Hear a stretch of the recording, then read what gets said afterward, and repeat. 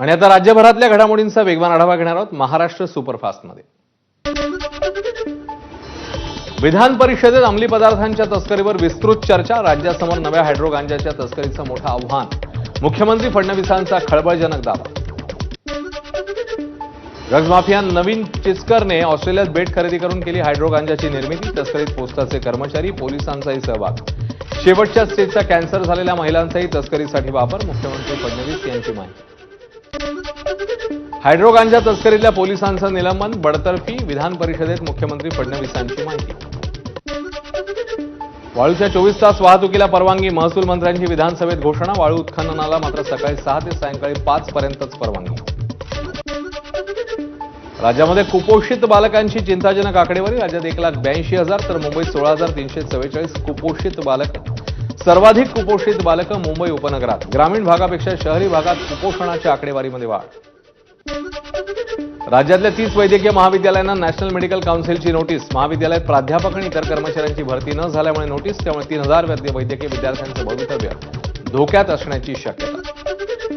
राज्यामध्ये 11वी प्रवेशासाठी 3 लाख विद्यार्थ्यांची नोंदणी पूर्ण। कॅप फेरीत 2,31,000 प्रवेश, तर अर्ज भरण्यासाठी विद्यार्थ्यांना 2 ते 7 जुलैपर्यंत संधी। लातूरच्या हातोळीतील शेतकरी अंबादास पवार यांना अजितदादांच्या राष्ट्रवादीकडून मदत। 40,000ची मदत करत नातवाच्या शिक्षणाचा खर्च करण्याचं दिलं आश्वासन। लातूरच्या शेतकऱ्याला अभिनेता सोनू सूदचा मदतीचा हात। लातूरचे शेतकरी अंबादास पवारांनी बैलाऐवजी स्वतःला घेतलं जुंपून। एबीपी माझाने दाखवलेल्या व्हिडिओनंतर सोनू सूदची शेतकऱ्यांना मदत। पंढरपूरमधील व्हीआयपी दर्शन बंदीच्या आदेशाचं उपमुख्यमंत्री एकनाथ शिंदेंकडून पालन। शिंदे मंदिरात गेले तरी सामान्य भाविकांची दर्शन रांग सुरूच। उपमुख्यमंत्री एकनाथ शिंदे पंढरपूरमध्ये। भाजप आमदार समाधान अवताडेंच्या बुलेटवर बसून केली यात्रेची पाहणी। पंढरपुरातील वाळवंटाची उपमुख्यमंत्री एकनाथ शिंदेंकडून पाहणी, परिस्थितीचा घेतला आढावा। परभणीत शक्तीपीठची मोजणी दुसऱ्यांदा न करताच अधिकारी परत गेले। शक्तीपीठ महामार्गाला शेतकऱ्यांचा विरोध कायम।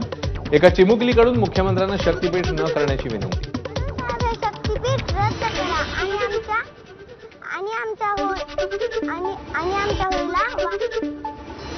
कोल्हापूरच्या सीपीआर रुग्णालयात मृतदेहाची हेळसांड। सरकारी रुग्णालयातला भोंगळ कारभार। 1 तासाहून अधिक वेळ मृतदेह पावसात ठेवून कर्मचारी गायब। नवापूरमधील शेवगे गावात अंत्यसंस्कारासाठी आदिवासींचा नदीतनं जीवघेणा प्रवास। वारंवार पुलाची मागणी करूनही प्रशासनाचं याकडे दुर्लक्ष। नागरिकांचा संताप। वाशिमच्या कोळगावातील आरोग्य केंद्र बंद असल्याने रुग्णांचे प्रचंड हाल। शहरात जाऊन घ्यावे लागतात उपचार। दोषी कंत्राटदारावर कारवाईची नागरिकांची मागणी। कुरिअर बॉयकडनं 25 वर्षीय तरुणीवर लैंगिक अत्याचार। पुण्यातल्या कोंढव्यात तरुणी पेन आणायला गेल्याची संधी साधत आरोपी घरात घुसून अत्याचार केल्याची माहिती। बुधवार रात्रीचा प्रकार। पुण्यातील कोंढव्यामध्ये कुरिअर बॉयचं सोंग करून आलेल्या नराधमाकडनं तरुणीवर लैंगिक अत्याचार। 2 जण पोलिसांच्या ताब्यात। आरोपींची ओळख पटवण्याचं काम सुरू। रायगडच्या म्हसळा तालुक्यातील अल्पवयीन आदिवासी मुलगी गरोदर। 20 वर्षांच्या नवऱ्याला म्हसळा पोलिसांकडून अटक। कोळे आदिवासी वाडीतल्या वस्तीतली घटना। बीडमध्ये मागील 5 महिन्यात बाललैंगिक अत्याचाराच्या तब्बल 78 गुन्ह्यांची नोंद। धक्कादायक बाब म्हणजे 49% पीडिता अल्पवयीन असल्याची माहिती। मागील 6 महिन्यात 23 गुन्ह्यांची वाढ। बीडच्या केजमध्ये गतिमंद मुलीवर अत्याचार। आरोपी नानासाहेब चौरेला पोलिसांकडून अटक। महिला उपकेंद्रात नेऊन केला अत्याचार। सावरगावातील धोकादायक जिल्हा परिषद शाळेचं स्थलांतर करण्याचे आदेश। शाळेचे नवीन बांधकाम होईपर्यंत पर्यायी जागा बघण्याच्या शाळा व्यवस्थापनाला सूचना। माझाच्या बातमीची प्रशासनाकडून दखल। धाराशिवच्या सावरगाव जिल्हा परिषद शाळेला अतिरिक्त वर्गखोल्या मंजूर। मोडकळीस आलेल्या वर्गखोल्यांमध्ये विद्यार्थी जीव मुठीत घेऊन शिकत होते। माझाच्या बातमीनंतर प्रशासनाला जाग। धाराशिवच्या चिंचपूर बुद्रुकमधल्या मद्यपी शिक्षकाचं निलंबन। 28 जूनला शिक्षक पीएन मोहोळकर दारू पिऊन शाळेत आल्यानं पालक संतप्त। कोल्हापूरच्या सीपीआर रुग्णालयात मृतदेहाची हेळसांड। सरकारी रुग्णालयातला भोंगळ कारभार समोर। 1 तासाहून अधिक वेळ मृतदेह पावसात ठेवून कर्मचारी गायब। जालन्यातील देवमूर्ती गावात शेतकऱ्यांकडून विहिरीत उडी मारून आंदोलन। जालना नांदेड समृद्धी महामार्ग बाधित। शेतकऱ्यांना योग्य मोबदला देण्याची मागणी।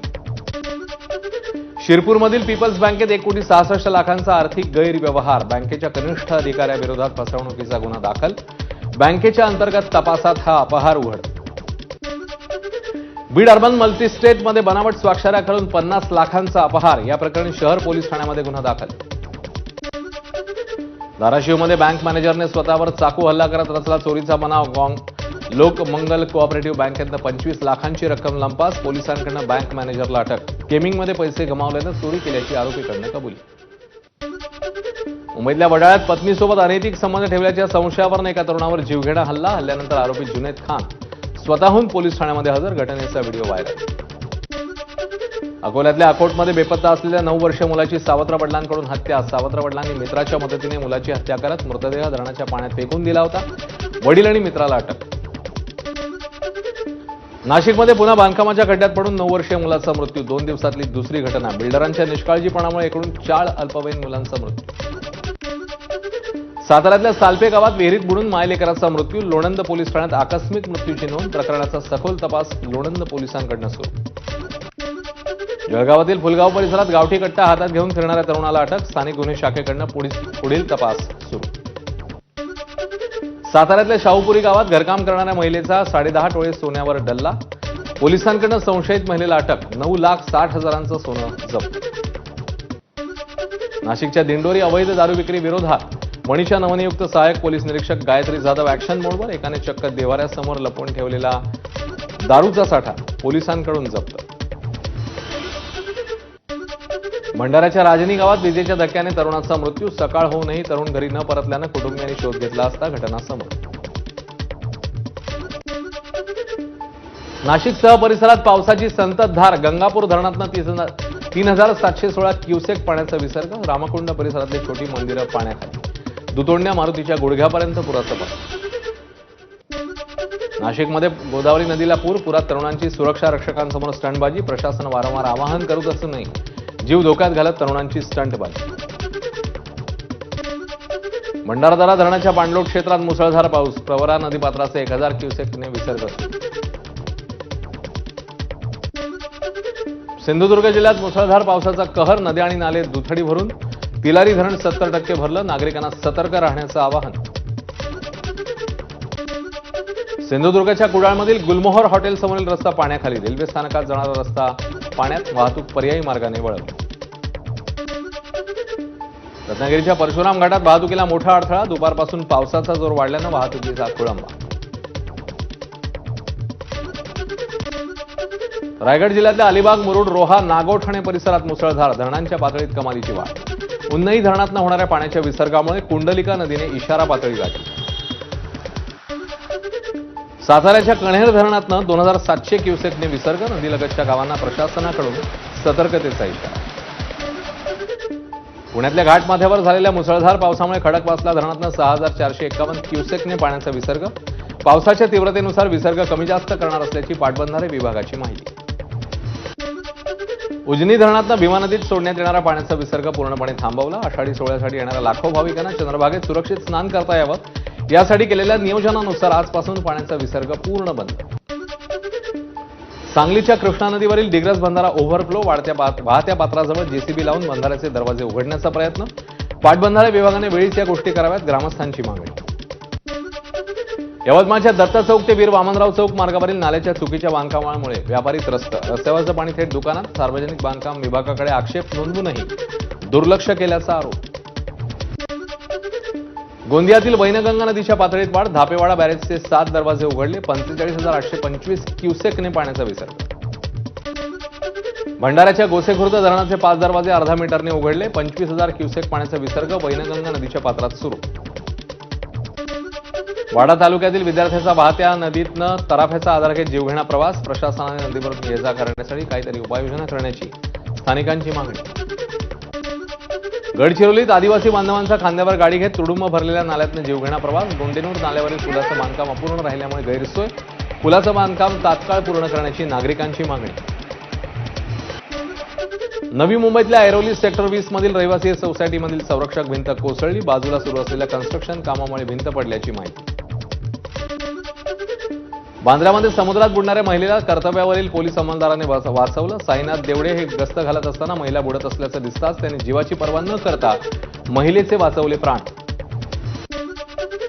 बीडच्या शेलगावात पेरलेलं सोयाबीन बियाणं न उगवल्याने शेतकऱ्यांसमोर दुबार पेरणीचं संकट. कृषी विभागाने पंचनामा करून बियाणे कंपनीकडनं तात्काळ भरपाई द्यावी. शेतकऱ्यांची मागणी. युनेस्कोमध्ये भारताच्या संस्कृतीचं प्रतीक म्हणून छत्रपती शिवरायांचा पुतळा. विविध देशांना भेट. भारतीय इतिहासाचा अभिमान जागतिक मंचावर. मुख्यमंत्र्यांच्या आषाढी एकादशीसाठी शासकीय पूजेचं महावस्त्र तयार. आचार्य तुषार भोसलेंकडे होती जबाबदारी. महावस्त्र घेऊन तुषार भोसले नाशिकहून पंढरपूरला रवाना. कौंडण्यपूर्वांना निघालेली रुक्मिणी मातेची पालखी पंढरपुरात दाखल. पौर्णिमेच्या दिवशी रुक्मिणी माता आणि विठुरायाची भेट होणार. यावेळी सासूरवाडीचा आहेर विठुरायाला दिला जाणार. बुलढाण्यातून 16,000 वारकऱ्यांना घेऊन विठ्ठल रुक्मिणी दर्शन एक्सप्रेस रवाना. केंद्रीय मंत्री प्रतापराव जाधवांनी दाखवला हिरवा झेंडा. यवतमाळ आगारातनं 25 बसेस पंढरपूरच्या दिशेने रवाना. जिल्ह्यातील भाविक वारीपासून वंचित राहू नये यासाठी एसटी महामंडळाच्या यवतमाळ विभागाकडून 250 बसेस टप्प्याटप्प्याने सोडण्यात येणार. सोलापूरच्या उघडेवाडीमध्ये माऊलींच्या पालखीच्या रिंगणाच्या सोहळ्यादरम्यान चोपदाराकडून महिला वारकऱ्याला धक्काबुक्की. डोक्यावर तुळस घेऊन चालणारी महिला खाली पडली. Video viral.